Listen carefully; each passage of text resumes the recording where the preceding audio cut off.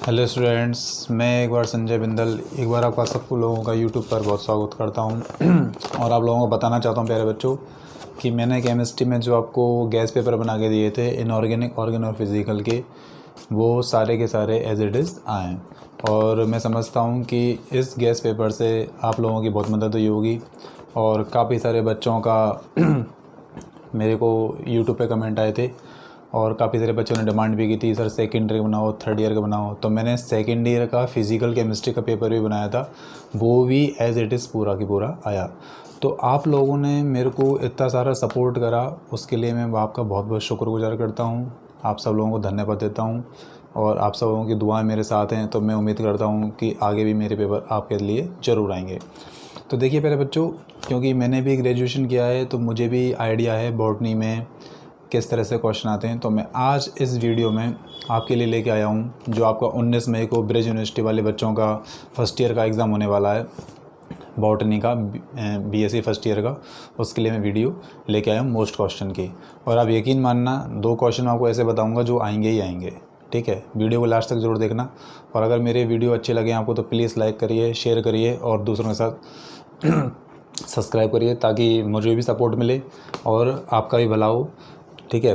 तो देखिए पहले बच्चों, मैं आपको एक कन्फ्यूज़न पहले ही क्लियर कर देता हूँ कि जो आपका बॉटनी का पेपर फर्स्ट है जिसका नाम है एल्गी लाइकेन ब्रायोफाइटा, जो सीबीएसई की किताब है उस पर लिखा हुआ है इसका पेपर थर्ड, ठीक है। तो जो राजस्थान यूनिवर्सिटी है जयपुर की, उसका आज की डेट में ये वाला पेपर भी पेपर थर्ड ही माना जाता है, ठीक है। तो आपको कन्फ्यूज़ नहीं होना है, हमें हमारी यूनिवर्सिटी के हिसाब से चलना है। मैं बहुत क्लियर करके चल रहा हूँ इस वाली बात को कि जो हम पेपर तैयारी कर रहे हैं 19 तारीख का, वो तुम्हारा उसका कोड है 2104 और उसमें आपको जो पढ़ना है वो एल्गी लाइकेन ब्रायोफाइटा वाला पेपर पढ़ना है, ठीक है, जो मैंने आपको कॉलेज में पढ़ाया भी था। तो मैं आपके लिए देखो इसमें कुछ क्वेश्चन लेके आया हूँ। मैं पहले आपको यूनिट वाइज सारे क्वेश्चन बता रहा हूँ, उसमें से फिर मैं आपको लास्ट में 2 या 3 क्वेश्चन बता दूंगा जो 500% आ ही जाएंगे टेंटेटिवली, ठीक है। पहला क्वेश्चन तो यह है कि जो तुम्हारी यूनिट फर्स्ट है वो एल्गी वाली है, शैवाल वाली है।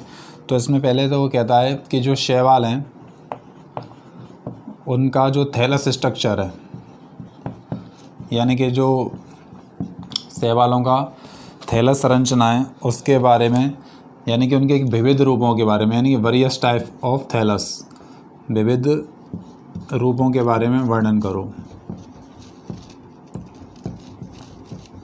मेरा मार्कर और ख़राब हो गया, रात में वीडियो बना रहा हूँ, सॉरी इसके लिए, कल नया मार्कर ले आऊँगा, ठीक है। यानी कि शैवालों का थैलस संरचना, कौन कौन से टाइप के थैलस पाए जाते हैं शैवालों में, उसका आपको इसमें एक्सप्लेनेशन करना है, ठीक है। दूसरा, ये क्वेश्चन बहुत ज़्यादा इंपॉर्टेंट है, बीएम लगा रहा हूँ और जिन पे मैं बीएम लगा रहा हूँ वो काफ़ी ज़्यादा इंपॉर्टेंट है। शैवालों में प्रजनन की विधियों का डायग्राम लेटिकली, यानी कि डायग्राम की सहायता से शैवालों में जो रिप्रोडक्शन है, यानी कि जो जनन है, कौन कौन सी मेथड हैं, यानी कि कौन कौन सी विधियाँ हैं, उनका सचित्र यानी कि डायग्राम सहित आपको एक्सप्लेनेशन करना है,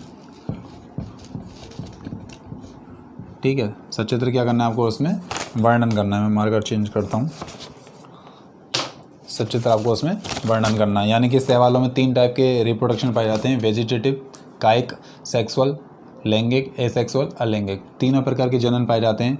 तो आपसे वो पूछ सकता है शैवालों में, अगर लैंगिक पूछ ले तो आप कर दो, अलैंगिक पूछ ले तो आप कर दो, वेजिटेटिव पूछ ले, कायिक पूछ ले तो आप कर दो, और पूछ ले कि शैवालों में जनन पर आप टिप्पणी लिखिए या एक निबंध लिखिए, तो आप शॉर्ट में तीनों टाइप को बता सकते हो आराम से, ठीक है। या देखो मैंने इसमें अथवा लग के क्वेश्चन बताया है, इसमें अथवा में भी क्वेश्चन पूछ सकता है कि शैवालों में सेक्सुअल व एसेक्सुअल, यानी कि लैंगिक व अलैंगिक जनन का वर्णन करिए, ठीक है। फिर आपसे क्वेश्चन नंबर 3 पूछ सकता है प्यारे बच्चों, उपयुक्त चित्रों की सहायता से शैवालों में पाए जाने वाले विभिन्न प्रकार के जीवन चक्रों का, यानी कि life cycle of algae,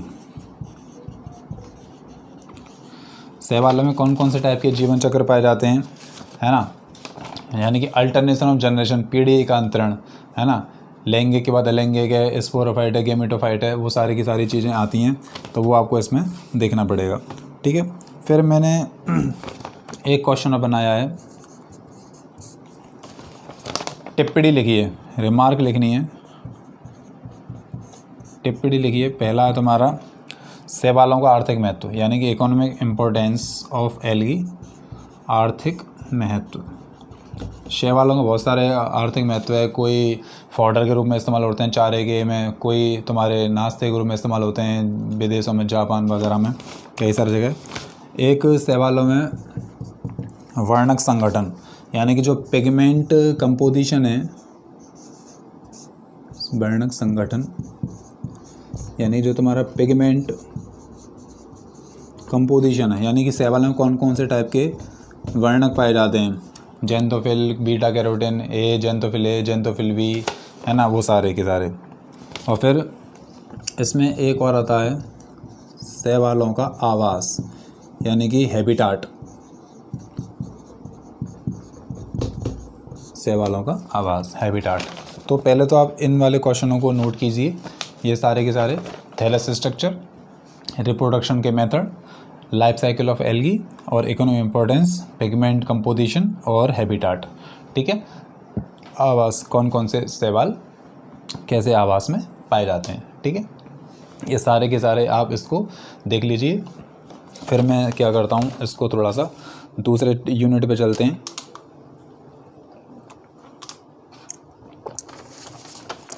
unit second में मैं आपके लिए लेके आया हूँ प्यारे बच्चों, डस्टर किधर गया हमारा,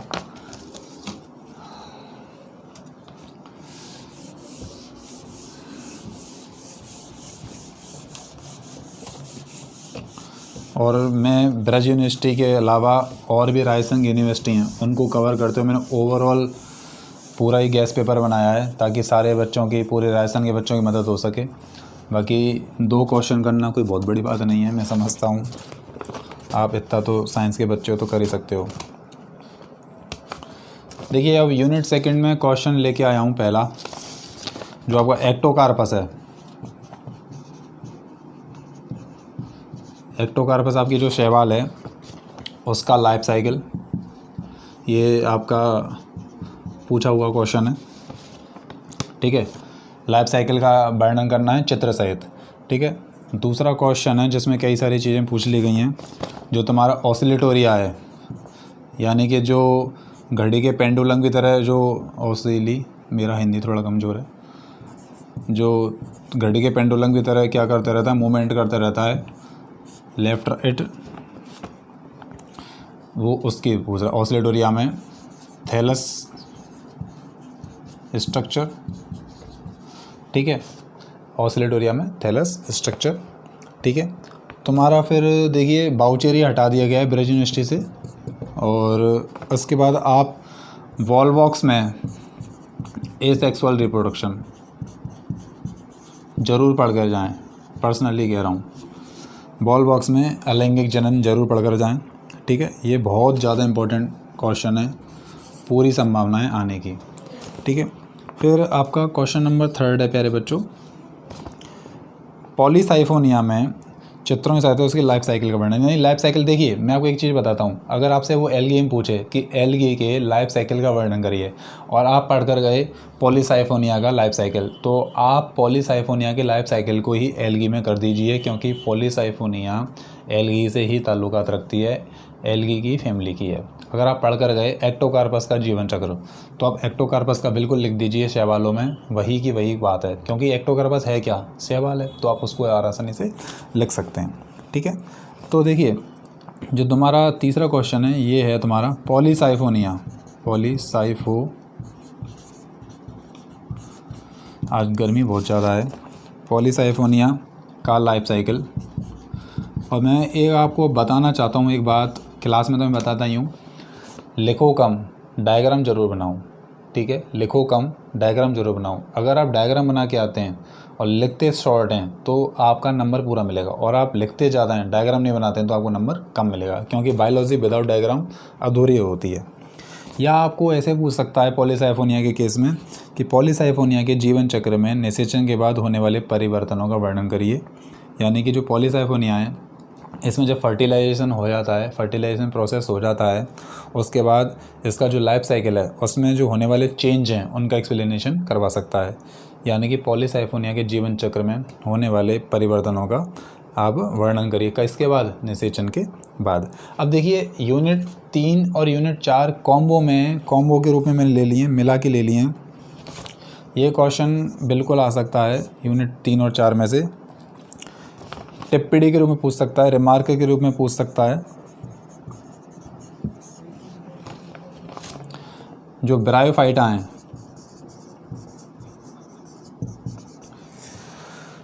ब्रायोफाइटा के जनरल कैरेक्टर यानी कि सामान्य लक्षण, जीसी का मतलब हो गया जनरल कैरेक्टर, सामान्य लक्षण, ठीक है। इसी में दूसरा क्वेश्चन पूछ सकता है प्यारे बच्चों, रिक्सिया मार्केंसिया के थैलस की संरचना। या तो रिक्सिया पूछ सकता है या मार्केंसिया पूछ सकता है, और संभावना रिक्सिया के साथ ज़्यादा मार्केंसिया की है। और मैं आपको बता दूं रिक्सिया मार्केंसिया दोनों बिल्कुल सेम टू सेम है, थोड़ा सा बस उनकी जो कायिक संरचना है उसमें हल्का सा अंतर है, एपिकल नोच वगैरह का, बाकी सबकी सब वही है, ठीक है। रिक्सिया मार्केंसिया का जो थैलस स्ट्रक्चर है वो आप देख कर जाएं। इसी में जो भयंकर इम्पोर्टेंट है, बहुत ज़्यादा इम्पोर्टेंट है, जो आपको पढ़कर ही जाना है BBA में, वो मार्केंसिया में गैमा कप, यानी कि जो गैमी कप बनते हैं, कप लाइक स्ट्रक्चर होती है गैमा कप, मैंने क्लास में बताया भी था आपको गैमा कप। और इसी में मैंने एक क्वेश्चन और इंक्लूड कर दिया मेरी साइड से, क्लासिफिकेशन, यानी कि जो ब्रायोफाइटा है उसका वर्गीकरण, ठीक है। ये आपको ज़रूर पढ़ना है, ठीक है। अब मैं यहीं पर एक क्वेश्चन बता देता हूँ, जो आपका क्वेश्चन नंबर 2 है। हालांकि इतना लंबा क्वेश्चन नहीं आएगा, इसमें 4 चीज़ नहीं आएंगी, ज़्यादा से ज़्यादा 3 पूछेगा या 2 पूछेगा, ठीक है। अब आपका जो क्वेश्चन है इसमें जो ब्रायोफाइटा है, देखिए प्यारे बच्चों, जो ब्रायोफाइटा होते हैं ना उनमें 2 स्टेज होती हैं, गैमेटोफाइट और स्पोरोफाइट, है ना। जो तुम्हारी गैमेटोफाइट अवस्था है उसी पर स्पोरोफाइट अवस्था डिपेंड करती है। तो इसमें पूछ सकता है ब्रायोफाइटा की जो स्पोरोफाइट है, यानी कि जो बीजाणुविद अवस्था है, बीजाणुविद अवस्था है, स्पोरोफाइट बोलते हैं इसे, है ना, का जो डेवलपमेंट है, विकास है, मैंने अच्छे से एक्सप्लेन किया था क्लास में, अवस्था का विकास है उसका सचित्र वर्णन करिए, सचित्र वर्णन करिए, ठीक है। जो स्पोरोफाइट वाली अवस्था है उसका आपको क्या करना है, पूरा एक्सप्लेनेशन करना है, ठीक है। जिसमें जो मेल गैमेट और फीमेल गैमेट बन रहे थे उनका पूरा के दोनों का अलग अलग डेवलपमेंट था, वो आपको इसमें ज़रूर करना है, ठीक है। अब आते हैं, या फिर इसमें अथवा में पूछ सकता है कि जो ब्रायोफाइटा आपका रिक्सिया है, ठीक है, इसमें ऑब्लिक लगा के पूछ सकता है वो कि या फिर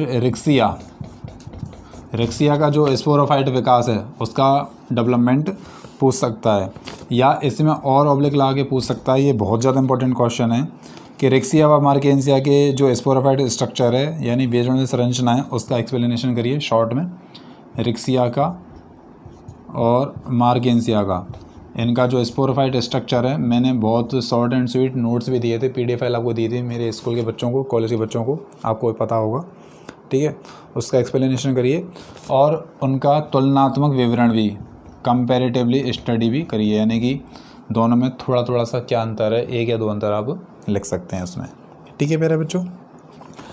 ये तो हो गई कहानी सारी। अब जो मैं 3 क्वेश्चन बता रहा हूँ, मैं समझता हूँ वो 3 क्वेश्चन, जहाँ तक मेरा सिक्स सेंस कहता है, मेरा विश्वास है कि उन 3 क्वेश्चन में से 2 क्वेश्चन आपको ज़रूर मिलेंगे, और बाकी की भगवान की मर्ज़ी है। बाकी ये 3 में से 2 क्वेश्चन आपको ज़रूर मिलेंगे, तो ये 3 क्वेश्चन आपको ज़रूर पढ़ कर जाने हैं।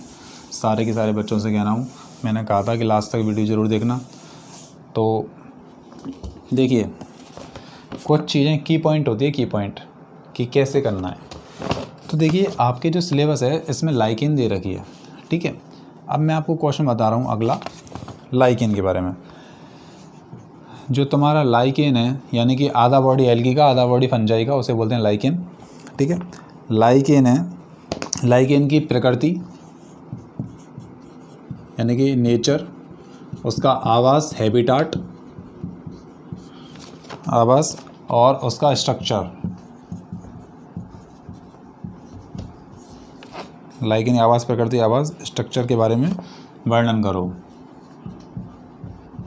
ये क्वेश्चन जरूर मिलेगा। अगर ये नहीं मिला तो ये मिलेगा। टिप्पणी लिखो पहली इकाई पे। लाइकेन के प्रकार, फॉलियोज लाइकेन, क्रिप्टोज लाइकेन, फ्रक्टोजियो लाइकेन, है ना। ये 3 प्रकार के लाइकेन होते हैं। मैंने क्लास में एक्सप्लेनेशन करा था, डायग्राम भी भेजे थे PDF फाइल बना के। जिन्होंने पढ़ा है उनके लिए बढ़िया है। लाइकेन के प्रकार और लाइकेन में जनन, 3-4 तरीके से। तो वेजिटेटिव था वेजिटेटिव ज़्यादा इंपॉर्टेंट है, वो आप जरूर पढ़ कर जाएँ, ठीक है। लाइकेन में जनन, ये लाइकेन में 2 ही क्वेश्चन हैं, ये आपको जरूर पढ़ कर जाने हैं और मेरा पूरा विश्वास है ये आएंगे। इनमें लाइकेन में से एक ही क्वेश्चन आता है, या तो ये वाला आएगा या ये वाला आएगा, ठीक है। 2 क्वेश्चन हो गए आपके। अब तीसरा क्वेश्चन जो आपको उसमें पढ़ना है कुछ नहीं है, उसके डायग्राम आपको याद रखने हैं। आपका बेटा एक ब्रायोफाइटा है, एंथोसेरॉस, एंथोसेरॉस।